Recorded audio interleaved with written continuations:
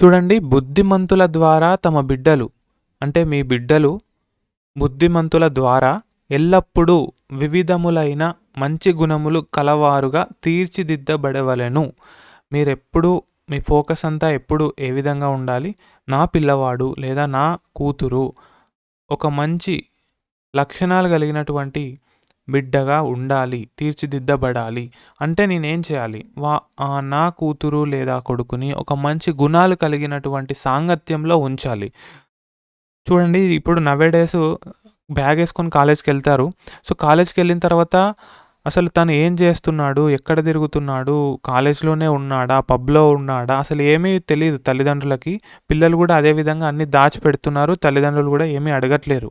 వాళ్ళ సాంగత్యం అంతా దుస్సాంగత్యమే.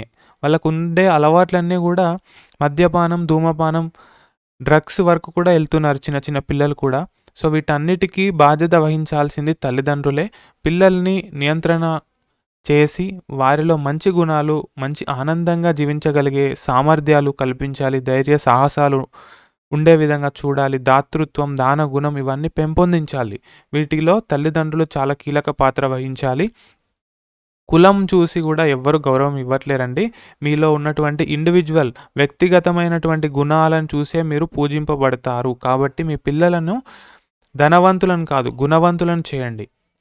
ఈ వీడియోని మీ బంధుమిత్రులకి షేర్ చేయండి.